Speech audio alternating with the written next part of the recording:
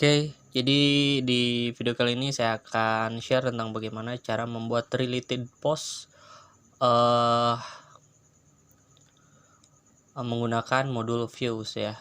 Nanti related postnya itu berdasarkan kategori dari masing-masing artikelnya gitu ya. Misal kalau saya klik belajar MySQL di sini, maka nanti related postnya itu adalah berdasarkan tags atau kategori MySQL. Oke, jadi saya tidak akan menjelaskan terlalu panjang ya. Saya asumsikan kalian sudah mengerti tentang terminologi di Drupal, mengerti tentang views, mengerti ya pokoknya basic Drupal. Nah, ini kalau recent content kan di Drupal 9 ini udah ada, atau di Drupal 7 juga ada, udah ada gitu defaultnya gitu ya. Udah apa? Udah disediakan, kita tinggal menambahkannya atau mengaktifkannya atau menambahkannya ke place block ya gitu ya. Nah, recent contentnya ini juga pakai view ya, kemudian nanti ditempatkan di blocks gitu ya. Nah, untuk menambahkan membuat related content, related post maksud saya, atau related content berdasarkan kategori menggunakan modul views, teman-teman bisa klik structure, kemudian views, kemudian nanti buat sebuah blok menggunakan views ya. Kita add new view. Selanjutnya di sini misal untuk saya buatnya jadi di sini related post ya, saya buat seperti ini. Kemudian konten, ini kontennya artikel gitu ya. Oke, sudah seperti ini. Nanti saya buatnya create block, kemudian di sini related post, ininya saya buat fields seperti ini. Kemudian ini jumlahnya 6 aja ya di sini. Kemudian klik save and edit.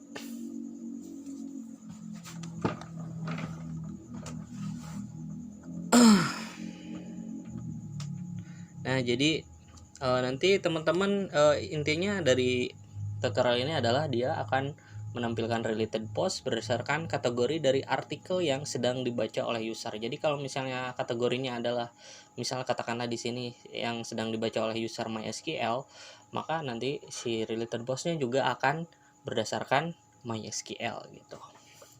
Kita kasih nama dulu di sini blog, nah blog related post. Oke, kita buatnya, kita klik apply. Selanjutnya ini kita save dulu ya, save dulu.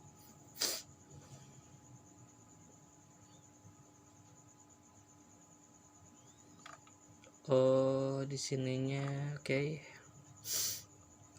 Selanjutnya di bagian advance kita tambahkan contextual filters. Klik add, kemudian pilih taxonomy. Nah, taxonomy term ID. Klik add and configure contextual filter. Selanjutnya di sini pilih provide default value. Kemudian typenya nanti pilih taxonomy term ID from URL. Nah, seperti ini. Nah, kalau defaultnya seperti ini ya. Nanti teman-teman bisa load default filter, kita tambahkan filter. Nah, di sini kalau nggak ada filter tidak akan muncul. Kita load default filternya. Filter to item that share my item. Kemudian jadi multi file handlingnya kita pilih yang ini aja ya. Oke. Kemudian di limit juga vocabulary-nya. Nah, vocabulary ini isinya biasanya ada tags secara default, tapi kita bisa menambahkan vocabulary yang lain gitu ya. Nah, kalau defaultnya di sini karena belum saya edit, vocabulary-nya adalah tags. Karena si kategori di apa namanya di artikelnya ini tags, kemudian ada kategorinya sudah saya tambahkan, ada MySQL, ada PHP dan lain sebagainya ya. Nah, oke, seperti ini buat konfigurasinya. Selanjutnya kita scroll ke bawah. Nah, di sini kita reduce duplikat, dicentang ya, dipilih. Oke. This filter can use item that have more than one of the selected option to offer as duplicate threshold. Artinya pokoknya diartikan sendiri ya. Oke, kita klik apply. Udah selesai, kita klik save dulu.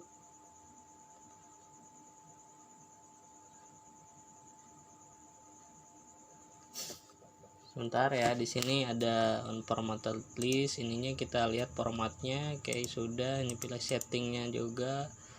Oke, udahlah seperti ini, kita gunakan default. Ini setting kontennya, kita pakai ini ya, jangan unformatted list, tapi kita pakai HTML list. Klik apply. Di sini unordered list, kita klik apply. Selanjutnya di title kita edit juga ya. Saya ingin apa namanya, di rewet resultnya saya ingin menggunakan apa ya, trims karakter di sini maksimal misal 70 ya. Nah, di titlenya gitu, kalau misalnya lebih dari 70 karakter dia akan ada titik-titik seperti ini. Oke, kita klik apply. Nah, selanjutnya di sini saya ingin nambahkan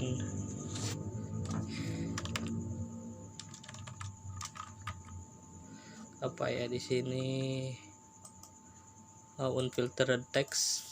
Kalau misalnya nggak ada, dia akan menampilkan apa? Misalnya di sini belum ada artikel terkait, kalau misalnya belum ada gitu, kita klik belum ada, kita klik apply.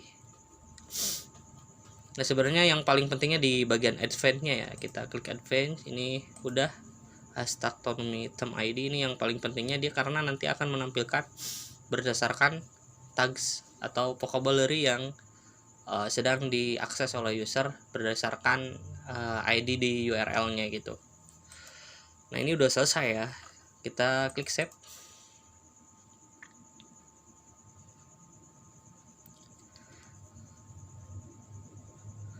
Nah, selanjutnya kita ke blog ya. Karena ini belum ditambahkan ke blog, tapi nanti apa namanya, kita bisa memilih di blognya gitu. Nah, ini view-nya sudah dibuat, nanti kita tempatkan di dalam blog layout-nya. Klik blog layout.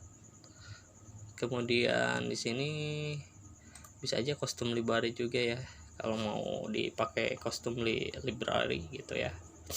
Nah, kita tambahkan di blog layout di sini. Kemudian saya ingin nge-place bloknya itu ada di sidebar ya, di sidebar. Cuma nanti dia tampilnya di node gitu ya, ketika artikelnya sedang dibaca gitu. Klik place block. Kemudian misal di sini tadi related plus. Nah, kita place a block. Kemudian ini default setting sesuai dengan blok yang kita buat di views. Defaultnya adalah menampilkan 6 item per blok. Nah, nanti tampilnya di mana? Misal di content type artikel. Jadi ketika artikel dibaca, maka related postnya akan muncul. Kita pilih save block. Oke, kemudian save blocks. Oke, kita lihat ya sidebar post di sini.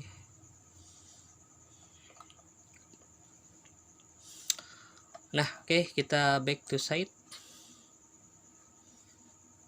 Nah, di sini saya coba mengakses ini ya, misal menghitung jumlah rekaman. Nanti ada recent kontennya di sini. Nah, oke. Tapi kalau misalnya nggak mau dibatasi ininya, kita edit view lagi. Soalnya kan dibatasi ya pakai titik-titik. Kita edit title-nya.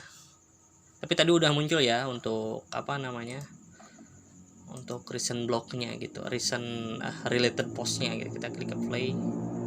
Dan kita klik save. Bagusnya sih dibatasi jadi 100 karakter. Cuma ini cuma pengen ngelihatnya aja dulu ya, supaya jelas. Nah, di sini lihat bahwa related boss-nya ini ditampilkan di sini gitu. Oke. Kalau nampilkan yang lain juga nanti hanya yang punya tags MySQL yang akan ditampilkan di related post-nya. Sekarang saya coba misalnya saya ingin klik tutorial PHP dengan tags PHP, maka related post-nya cuma di sini adalah tutorial PHP. Tidak ada MySQL di related post-nya gitu ya. Sebenarnya masih panjang lagi ya sebenarnya untuk related post, ini cuma untuk basic saja karena ada apa istilahnya ya, variasi lainnya gitu ya. Maksudnya mungkin kalau ini kan bisa kita lihat related postnya itu dari post terakhir ke post awal gitu. Jadi berdasarkan 6 artikel dari yang terakhir ditambahkan ke bagian yang awal, sejumlah 6 artikel gitu ya. Bisa saja kan nanti misalnya kalau misalnya kita sedang mengakses artikel kedua, maka nanti bisa saja kan kalau related postnya distrukturkan jadi yang ditampilkan 3, 4, 5, 6, 7, 8. Begitu pula misalnya ketika klik belajar MySQL untuk related post yang kelima, maka yang ditampilkan 6, 7, 8. Kan ada variasi seperti itu, tapi saya belum tahu gitu bagaimana cara membuat related post yang seperti itu gitu. Jadi ada variasi lain yang mungkin bisa ditambahkan. Nah, kalau ini kan kita buat seperti ini, dia akan dari post terakhir ke post awal sebanyak 6 artikel sesuai dengan yang kita deskripsikan di dalam modul view yang sudah kita buat. Misalnya kita bisa saja membuatnya jadi random. Misalnya di sini kita add, di sini pilih random, kita pilih random, kita bisa pilih expose-nya ya, tapi nggak usah kita biarkan seperti ini. Klik apply, kita re-rank, kemudian kita remove, kita apply, kita pilih ininya misalnya DSC. Oke, memang defaultnya seperti ini, ASC ya dia. Bentar.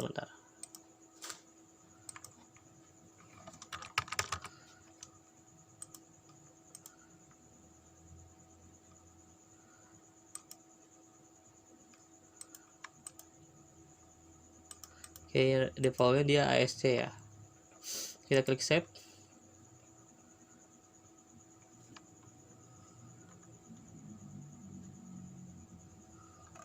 Nah, di sini akan ditampilkan secara random ya. Ada 8, 3, 5, 6, 2. Kalau misalnya saya klik 6 di sini, maka di sini ditampilkannya 8, 7, 6, 1, 5, 4. Kalau misalnya saya klik 4 di sini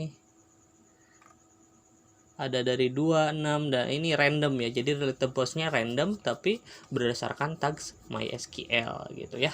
Jadi kurang lebih seperti itu ya teman-teman untuk related postnya. Mungkin nanti akan ada variasi lain kalau misalnya saya sudah menemukan ilmunya, saya akan share ke teman-teman lagi. Oke, jadi untuk tutorial kali ini terima kasih.